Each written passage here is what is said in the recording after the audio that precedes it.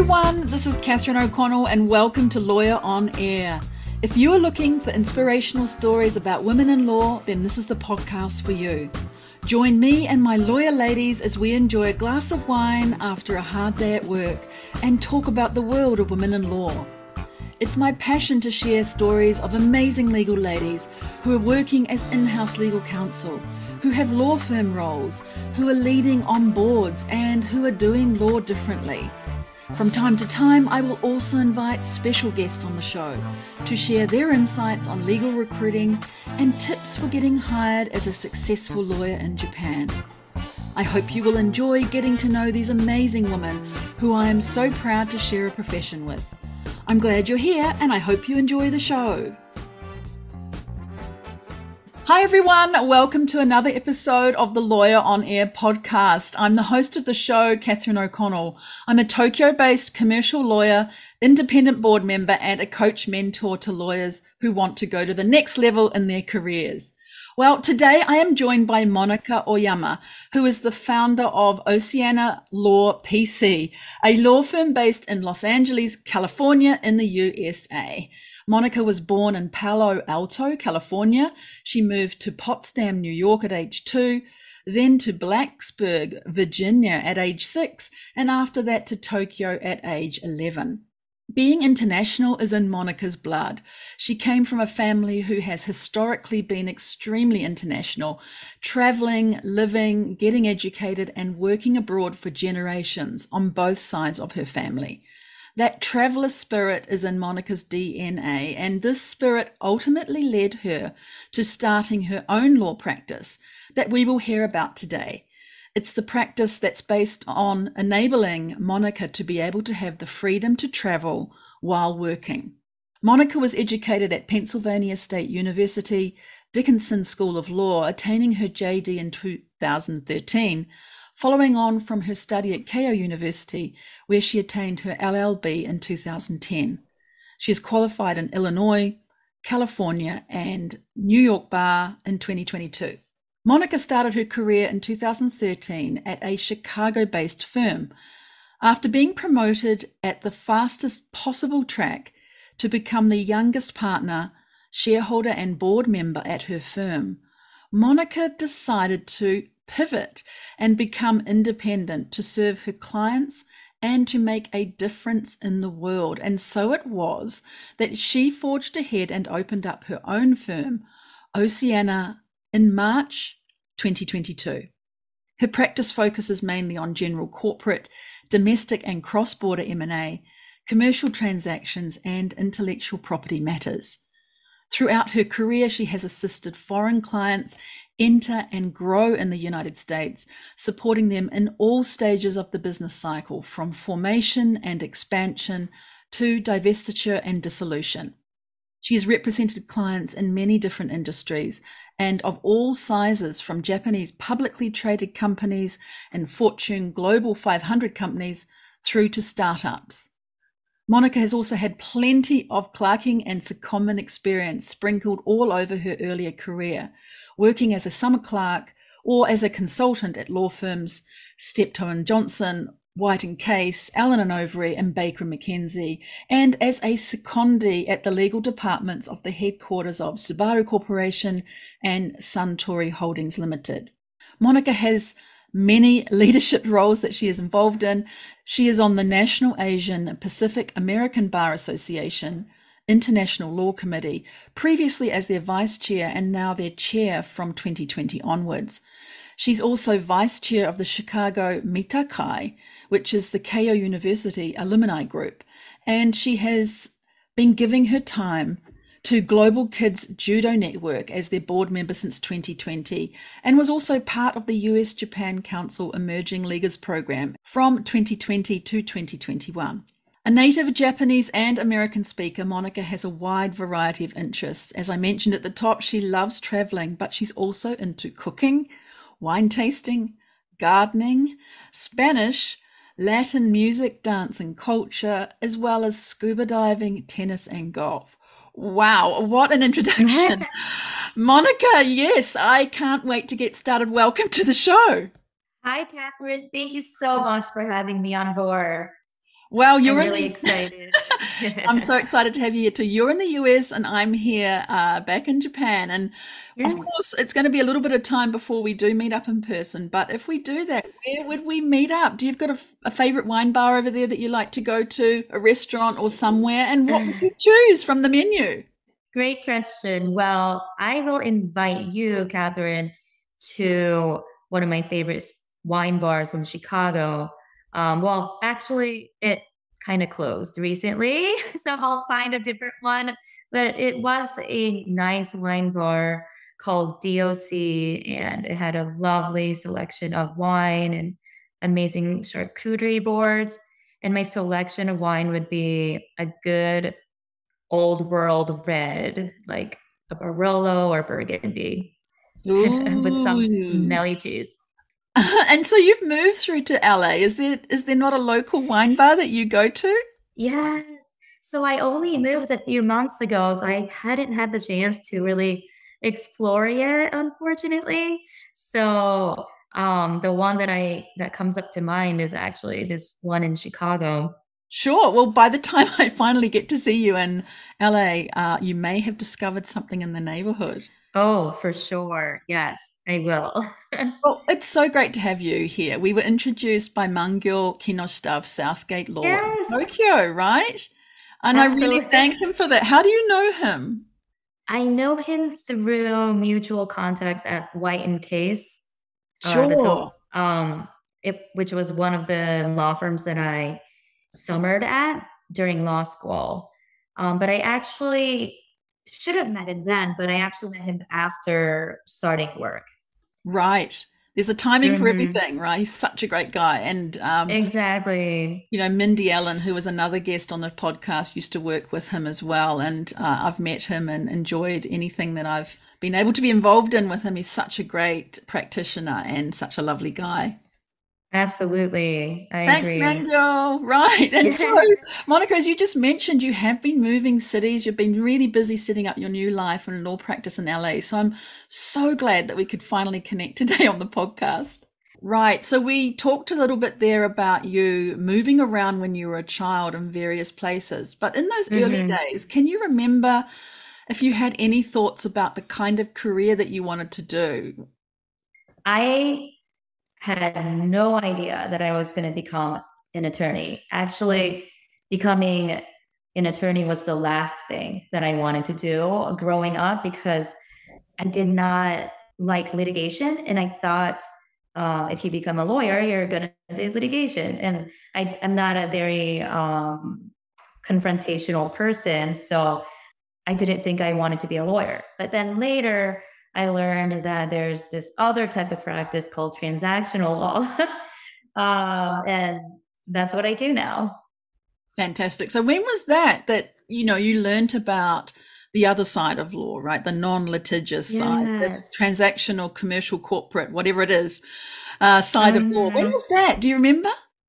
Yes, I learned about it in high school. At that time, I initially wanted to be a vet. Growing up, I always wanted to be a veterinarian because I love animals. But then I did some research and learned that I couldn't become a vet if I just because I liked animals. Um, and I changed my dream and I was exploring other options. And as you may know, in Japan, you have to decide your major before entering college by choosing the department you want to join. And I was set to go to Keio University and I was looking at all the options they had. And I knew I wanted higher education and become a professional in something. So I was looking at all the departments that were available. And through the process of elimination, at the end, I was torn between studying biology and law. And coming from a family of scientists, actually four generations of them, the world of science was very familiar to me. But law was intimidating because I had no idea what it entailed. After a lot of thought and having the opportunity to speak with a professor at Tohoku University, who really inspired me, I decided to study law. What was it about that professor's words to you that inspired you? Hmm. So he told me that in this day and age where society and the world is becoming one and united. So now there was NAFTA and the European Union and all these countries with different languages, different cultures, different laws coming together, doing things together. He said that in this day and age where countries are coming, like doing things together, the function or the role of law is critical. And it really inspired me. And it made sense to me because all these different cultures, languages, people were coming together. We needed one set of like common rule. And I didn't know anything about law, but it inspired me. So, in the face of four generations of scientists in your family, how did you broach Mhm. this with your family? Did it matter that they were on board with you to go off and do law, or did they think it was fine? What was the reaction there from your family? They never expected me to do science, and they never pushed me towards that direction. Maybe they saw that I wasn't really into it. I wasn't really talented in it. They were actually very excited when I decided to do law. They said that they were excited to learn about the world through me, like a different type of world through me. And it was actually my great grandfather, who's also a scientist, that first gave me that idea to become a lawyer. We How were did that traveling and happen? Yeah, tell me about he, that. Yeah. so he was a scientist, he was a professor like everyone else in my family. And we were traveling in Paris together. And I remember vividly, we were going up this elevator or escalator. And he asked me what I was going to do in college. I didn't even think about law. And I was like, hey, I don't know. I'm thinking about biology. And then he said, how about law? You like people, you like connecting with people, and you can speak English and Japanese. So why don't you do something that makes use of your linguistic skills and your people skills? And I was like, I never thought about that. Isn't that great? You know, that the wisdom of the elders who, you know, your grandfather who's a family member, of course, and can see you from that angle, but also your Tohoku University professor, they're kind Hmm. of looking on you as like guardians and guiding you. You've got to make your decision, but looking to people in the community give you information that you may not know yourself. How interesting, right? And that it was very Exactly. distinctive. You were in that, what was it, escalator, on the escalator talking about these things, and he gave you that hint. Mhm. So what happened after that? After a lot of thought, I decided to study law. I didn't know what I was getting into, but I wanted a surprise in my life, so I decided to do law and went on to Keio University and studied law for 4 years with a goal of becoming an attorney. Initially, I was studying to become an attorney licensed in Japan, Yes. but growing up in the US, I had always wanted to return to the US to study. And I also knew after studying law for 4 years in Japan that if I were to study law in the US, I wanted to do the full 3 year JD program as opposed to the 1 year LLM program. And I had the option of going to law school in Japan first, becoming a Bengoshi, and then going to law school in the US, or to just go ahead and do law school in the US. And seeing everyone around me, all my friends applying to law school in Japan, again, I was like, I want to do something different. And I just went ahead and did law school in the US because that was what I actually wanted to do most. Well, I'm hearing from you this choosing the road less traveled, and Exactly. maybe that's the Yeah. theme of today's podcast episode with you is everywhere along the way I'm picking up you've chosen the road less Yes. traveled. I mean, it's so easy to do what your It's friends are doing, and it's so yes. easy to do what your family have always done. And I don't mean that Mhm. to lessen the fact that easy means it isn't worthwhile. I mean, it's harder to make a decision in the other direction. Yeah, did you move to the US then and do your 3-year JD? Yes. So after graduating college, I went straight to law school in Pennsylvania and was there for 3 years. So after graduating law school, I joined my prior employer, a mid-sized law firm in Chicago. I chose that employer because I really wanted to live in the US. I wanted to live and work in the US, representing Japanese clients, do business in the US. And that firm happened to be one of the biggest, or the law firm that had the biggest Japan practice in the US. So I really wanted to join this firm because I thought I would be a perfect fit. And they hired me, so I moved to Chicago. Fantastic. So tell us about those first few years then in the firm and some of the things you loved and some of the challenges or surprises that came up for you. The first few years, it was basically me trying to learn as much as I could. It was great because I got a lot of hands-on experience from day one. I was talking to and meeting clients right off the bat. I felt like I was being thrown into the ocean and learning how to swim on my own. But because of that, I learned a lot very quickly and was able to develop relationships with clients early on.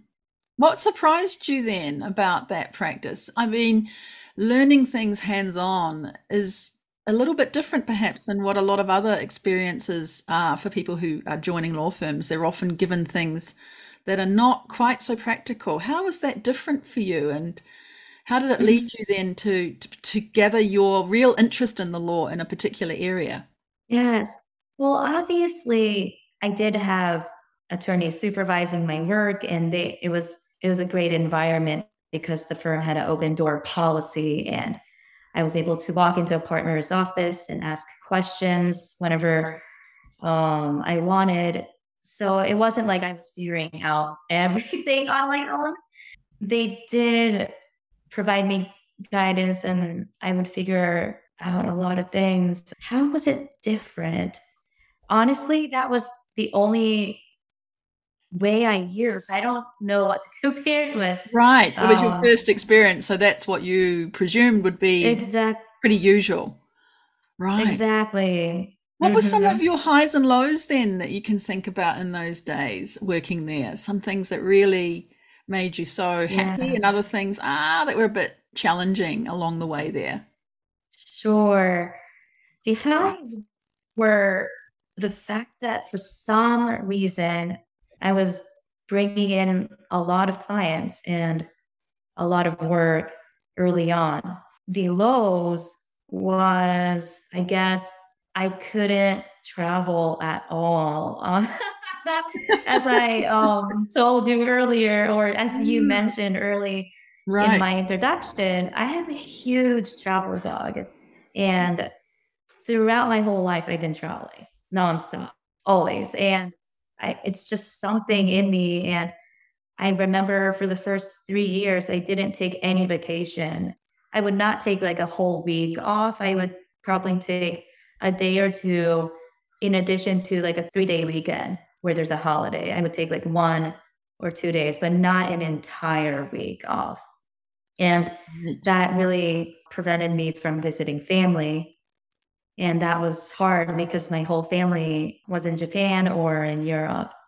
Right, that's hard, isn't it? I mean, for someone who's got vacation, like literally in your blood, flowing through your Mhm. veins, that would be very suffocating. And I mean, we've all experienced this last 2.5, 3 years during the pandemic, and that was bad enough, not being able to see family. Mhm. But for you to do that while you're working in your initial days, right, years in the firm, that's also really, really hard to deal with. Yeah. Exactly.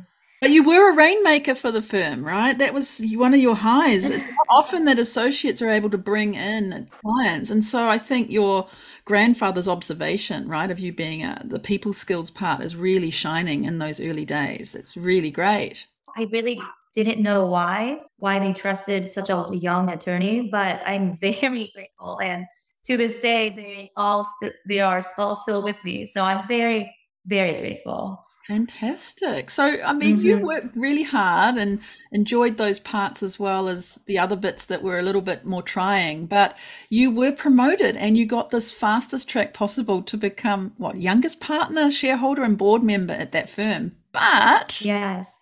you decided to take that different path, the road less traveled, and you did something entirely different. Goodness me. And you went on to open your own firm, Oceania Law, in March 2022. And I just thought about you when you said you were thrown into the ocean and swimming on your own, and the connection between that and the name of your law firm now. You're so right. So tell me about this movement of being from, that fastest to become youngest partner, shareholder, etc. Most people would hang around a firm, but you didn't. Tell us about this story. I'm so interested to hear. I never intended to go solo. It was never a goal to go solo, but it just happened. It was just the best way to do what I wanted to do, as you get used to your work, and initially you're trying hard to learn the law, but yeah, my goals, I guess, changed over the years. And I have three reasons why I decided to go solo. One is I wanted to provide better services to my clients. Two, I wanted to travel. Three, I wanted to contribute to ocean conservation. Ooh, really? The third one. Yes. How are you doing? Let's go through those, but let's go from the reverse order. How on earth are you doing ocean conservation as a lawyer? Yes. So I really, really, really care about the ocean. I grew up going to the ocean. I'm a huge scuba diver. And if I'm not an attorney, I'd be doing ocean conservation and oceanic research. So how I am going to do ocean conservation is I vowed when I opened the law firm that I was going to donate a generous portion of my profits to ocean conservation efforts and research, or to do volunteering work myself. And I don't think the practice of law and ocean conservation is mutually exclusive, and I want to prove that. How are you doing that then? Yeah, so if it's just donating my profits, that's just sending money, so it's not that difficult. But if I am going to do volunteer work, there are a ton of programs out there that seek scuba divers help, get their information underwater, or there's a lot of organizations. So I would love to be part of that. Right. So you are doing that. Is it in your, the profile or the brochures that you have, or information on your website about that? I couldn't pick that up, but maybe it was hiding somewhere there. There is information about my SDGs commitment on my website. Yes. So the UN has sustainability goals, and one of them is ocean conservation and research. Yes. So my ocean conservation goals for my law firm is actually hidden in my our SDGs commitment page. Or if it's my brochure, there's a little paragraph about it. I didn't want to talk too much about it. I didn't want to emphasize it too much on my website or my brochure, because otherwise clients would be like, what are you doing? You're a law firm. But it is in there. I always challenge you on that in a way, because I actually think you might find it's completely different to what you think, and that clients will love that you're doing this. I mean, I didn't know this about you until we've talked today, and I think it's extremely interesting, and I think you're unique, And I also believe that it's time to shine and tell people what you are doing. And you know what? I also think it will inspire others to not only work as a volunteer, but, donating profits from a firm, especially as a solo. Mm-hmm. It's a big undertaking, let's just say that. And I Mm-hmm. think what you're doing should really inspire others who perhaps are running their own business, entrepreneurs, not only lawyers, to be able to do Mm-hmm. something like you're doing. So I would say ramp it up a bit. I appreciate it. When I first drafted my website, like my description of my website and my description of my law firm for my brochure, I had so much information about the ocean and how much help it needs. And the people that were reviewing my draft just crossed everything out, saying that you're a law firm, not a NPO or NGO. So maybe I should reconsider. I'll introduce you to my web designer, and I know that she will be very interested in helping you Aw, actually amplify what you're doing. And aw. I'd suggest that she might even say you should have a photo of you in your scuba gear and Oh my show. goodness, that would be show amazing. well, That there would we make me go. so happy.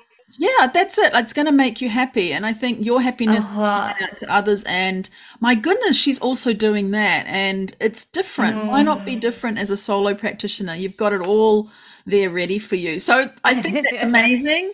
Wow. It's obviously that's also running through your blood, like the travel part that you talked about. And that's the Exactly. second thing that you mentioned, your reason for starting your own practice. So how does the travel Exactly. side then come into what you do now? Are you traveling as you work? I can't tell my clients, but I am traveling a lot. But I'm being very productive while I travel. So I just came back from Virginia last week. I'm going to Hawaii next week, and then I'll be in Napa Valley, Las Vegas, and then Chicago in the next 3 weeks. So I'm gonna be all over the Okay, that's traveling, that's for sure. That sounds really place. great. And Hmm. also going back to that first reason, then, better way to give services to your clients.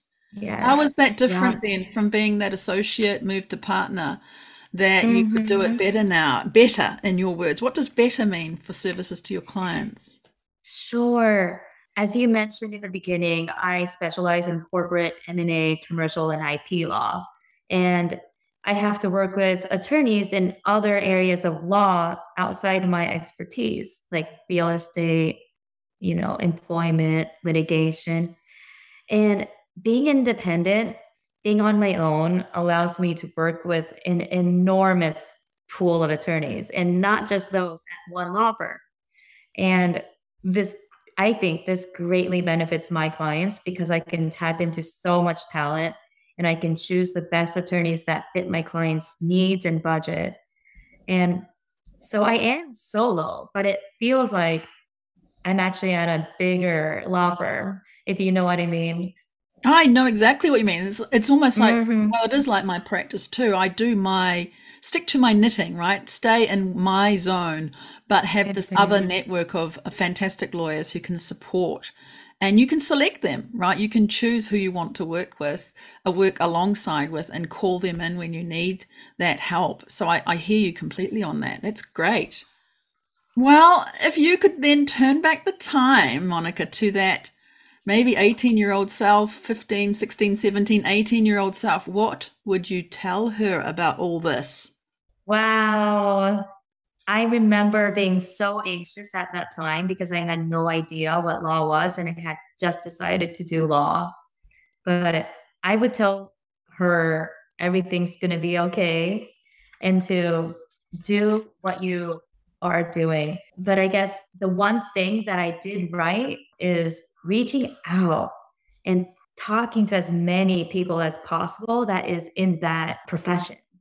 Mm. And that's something I did starting in high school, I guess, inadvertently when I spoke to the professor at Tohoku University. But I continued doing this throughout college and law school, and I still do it today. I reach out to if there's an area that I'm interested or if I want to learn more about something, I reach out to people that are doing it already And not everyone has the same opinion. So talk to as many people as possible so you're not affected by just one opinion. It takes a while to gather and process all the massive information you collect. But at the end of the day, make your own decision as to what you want to do.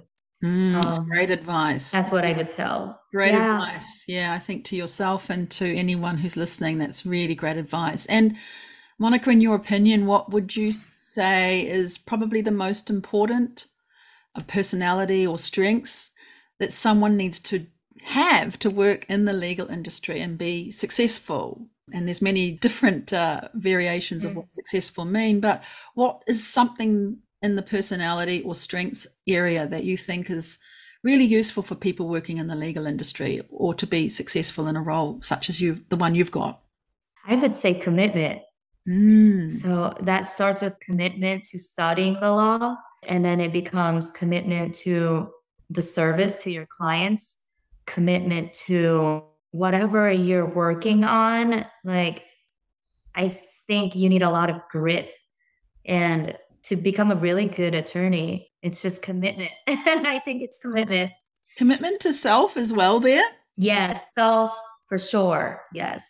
And that could mean continuing this study, continuing development of your skills or your expertise, commitment to yourself translates eventually to commitment to your clients. So, right. And so we often hear myths about working in the law or in your field of expertise or going out on your own, right? So are there any common myths that you have come across that you've said, no, that's not true?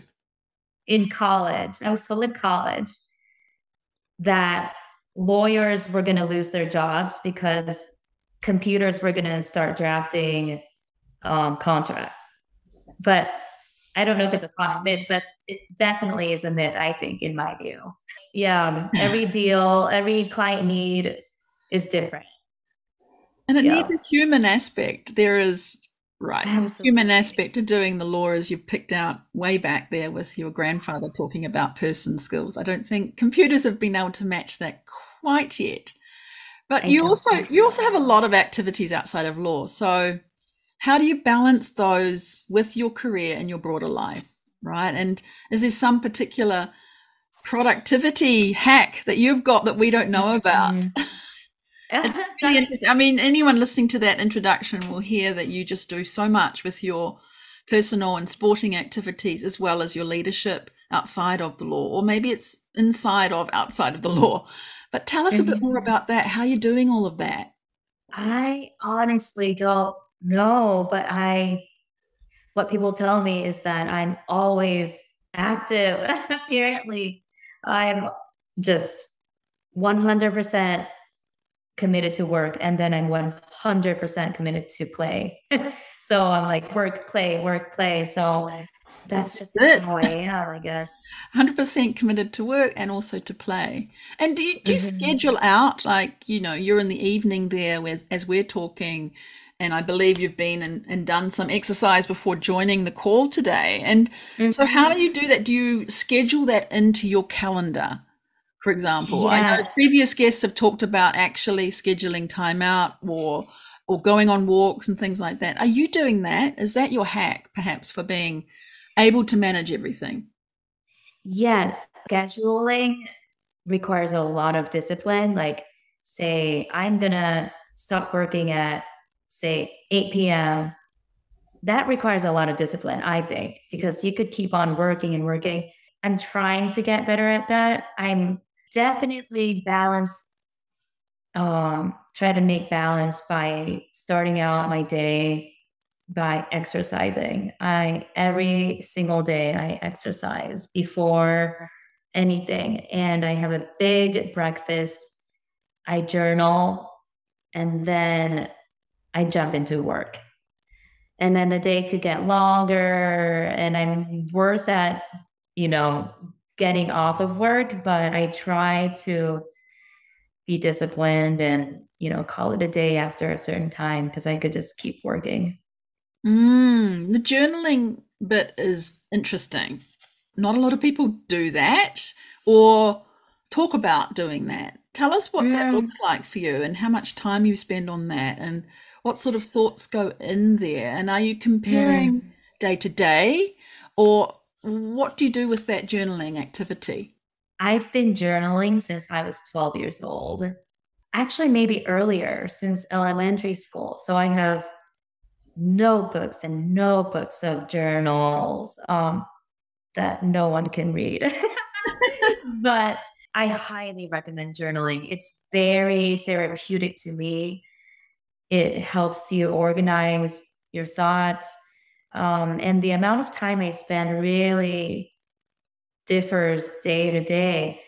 When I have some big news or something I can't quite organize in my head, but want to just put down in paper, it takes more time. Some days I don't really have much to talk about, but on those days I write out three things I'm grateful for.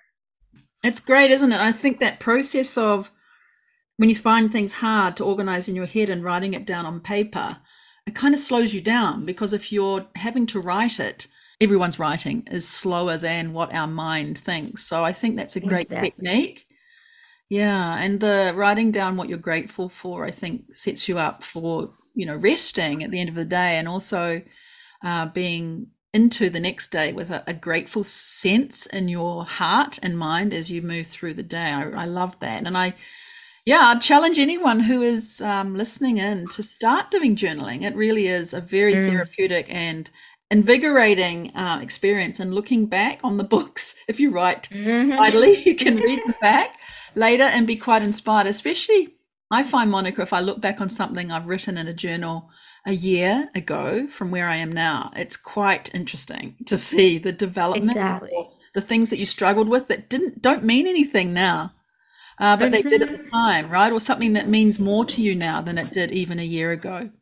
Absolutely. And during my move to LA, I was putting away some of my journals and I kind of looked through them, and surprisingly, I had a journal entry in early 2018. This was before I think I became partner actually at my prior law firm. It was way before I started thinking about starting my own law firm.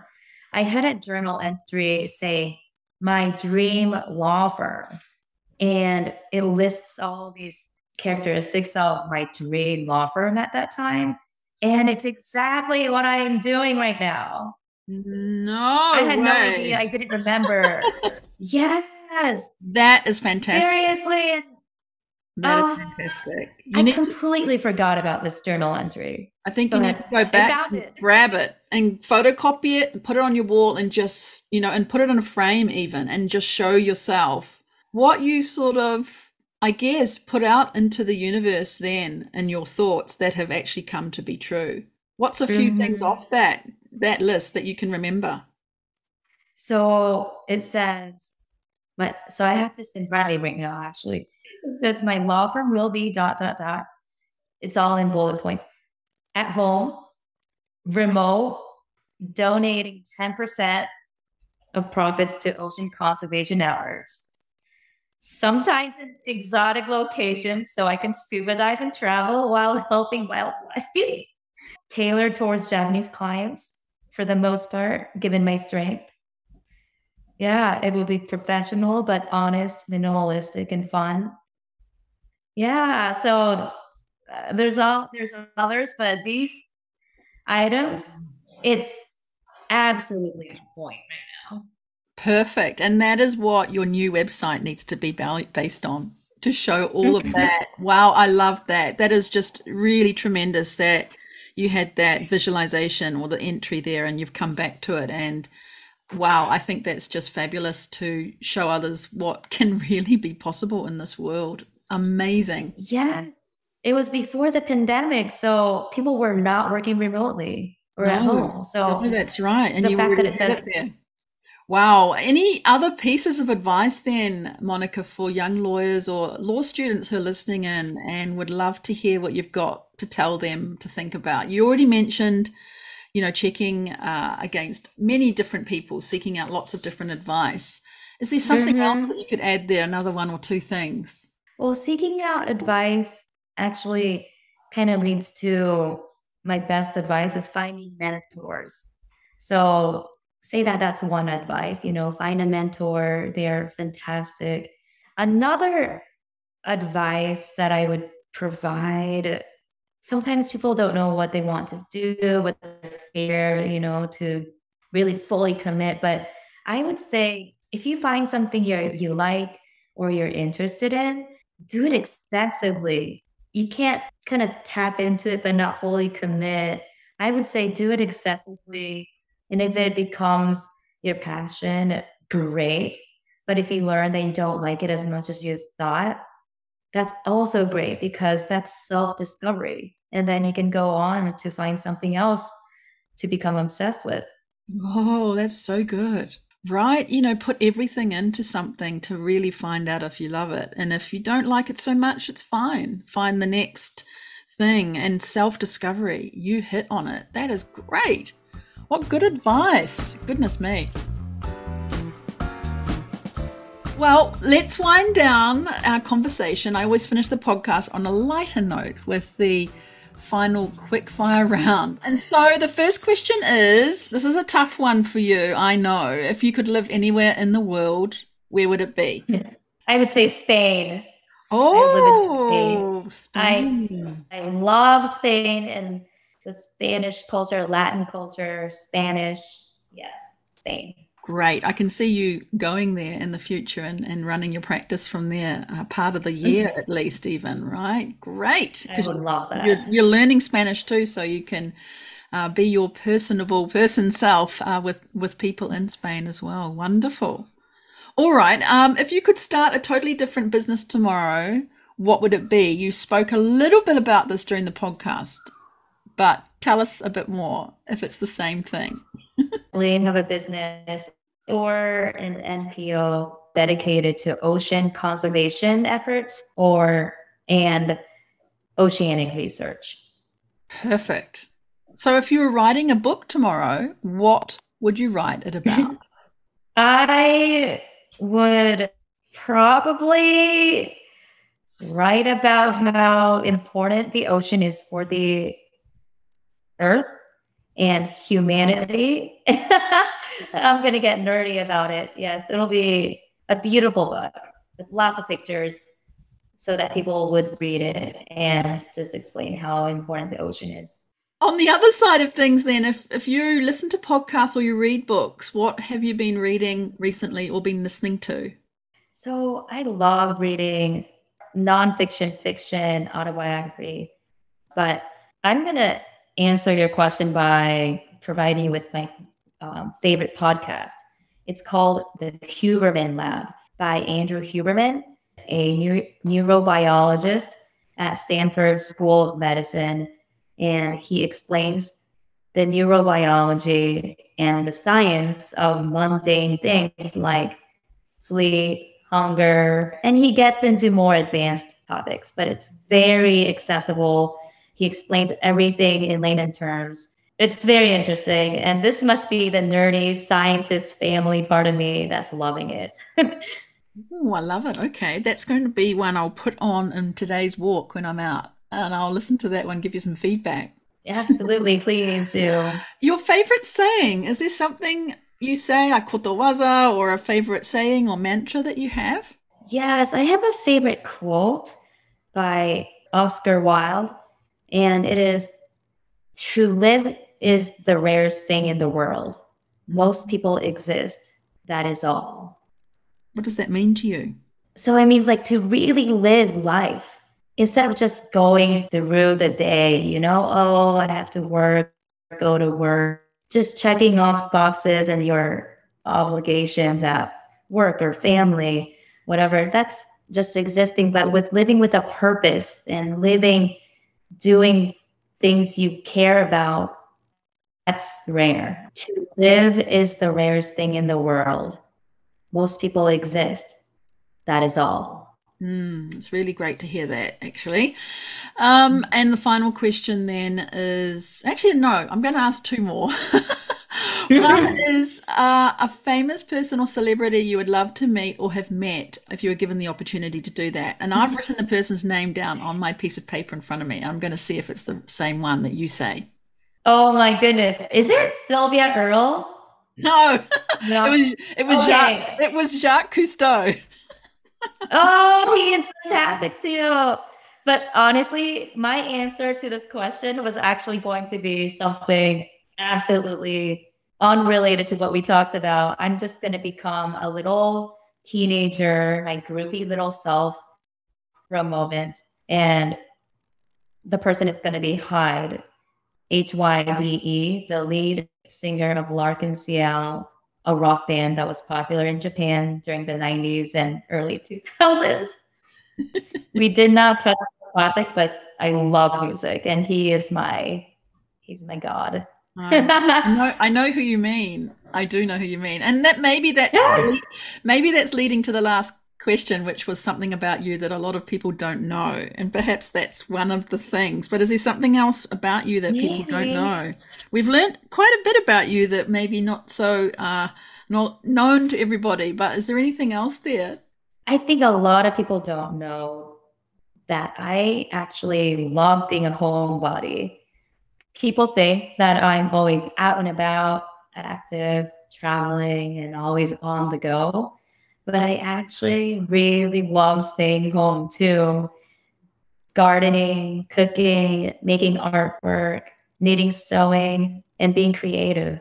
Perfect. It sounds like you're very well balanced with the going out and being active, right? And doing the traveling and everything, and also being the other side of you, right? That likes to relax and re-energize and doing different activities at home as well. I hear you on that because I'm pretty similar, actually. But a lot of people know that. Yeah. I'm quite vocal about that. Well, Monika, we have actually come to the end of the chat today, and I just want to thank you so much for being our first, let's see, scuba diving, ocean protecting, LA-based solo law firm owner guest. How's that? Oh, that is so nice. Thank you so much. It flew by. I had a fantastic time. It was such a pleasure to speak with you and connect in this way. Can people who are listening reach out to you, and how would they do that, on LinkedIn or via your email? People can find me through LinkedIn for sure. I have a page for myself and my law firm, and I will have a website by the time this podcast airs. Perfect. All right. We'll put all of those into the show notes so people can connect with you and learn more from you and reach out to you, which is really great. And so we'll finish up here. And for all of my listeners, I know you've enjoyed the episode because you're listening right to the end here. And so please do like it, subscribe to Lawyer on Air. And if you have time, please drop us a review. It really does help Lawyer on Air be seen and heard by more people. And also you can pop over to my webpage and actually leave a 1-minute voicemail. I love hearing the people actually talking what they thought about the episode that they listened to. So please go ahead, share this episode with someone who you think will enjoy listening to it and be inspired to live a wonderful lawyer extraordinaire life. That's all from me. See you on the next episode. Cheers, kampai, and bye for now. Thank you so much for listening today to this episode of Lawyer on Air. I really hope that you were inspired by the story you heard and that you discovered something new about women in the law. Please subscribe to the show so that you don't miss future episodes. And if you can think of even just one person to share this episode with, that would make my day. I invite you to connect with me to talk more. Jump on over to LinkedIn or Instagram where you can find me, or send me a message via my website contact page. That's all from me today. I look forward to seeing you right here on the next episode of Lawyer on Air. Cheers, kampai, and bye for now.